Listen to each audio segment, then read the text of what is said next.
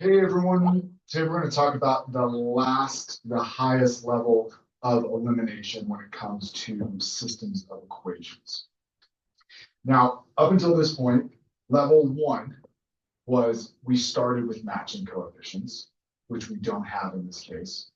Level two was changing one equation so that we could get a matching coefficient.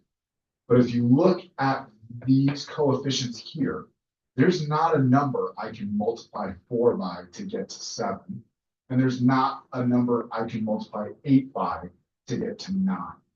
So if that's the case where I can't multiply one of these equations to match the other in terms of the coefficients, I'm going to have to multiply both of the equations. The way we're going to do that is multiply by the opposite coefficients. So I'm going to focus in on the x here and the 7 and the 4. I'm going to multiply this whole equation by the 4, and I'm going to multiply the second equation by the 7. We'll see that we'll end up with matching coefficients when we multiply by those opposite coefficients. Okay, so I'm going to multiply by 4. And I'm going to multiply this equation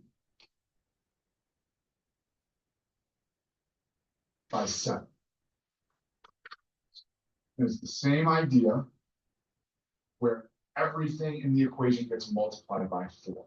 So negative 7 times 4, that's going to give me negative 28x.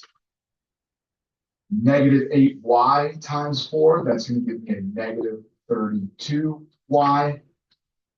And 9 times 4, that's going to give me 36. Over here, I'm going to multiply this whole equation by 7, 1 by 1.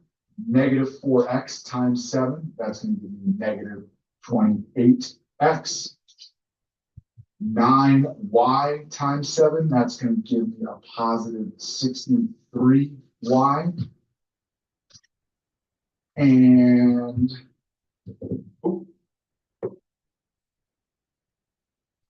my last one here, I'm getting my calculator out. Negative 22 times 7. That's going to give me a negative 154. And now I have matching coefficients for my x term. And I'm going to end up not adding these because they're both negative. I'm going to subtract those because I'm going to get a negative 28 minus negative 28, which gets me down to 0. So I have 0x. X has been eliminated. I'm going to subtract negative 32 minus 63. Yes. That's going to give me a negative 95y and 36 minus negative 154. That's a double negative. That's going to give me 190. And when I work this out from this step, I'm going to follow those same steps. In this case, I'm going to solve for y and then plug y back in to one of the original equations and solve for x. Thanks for watching.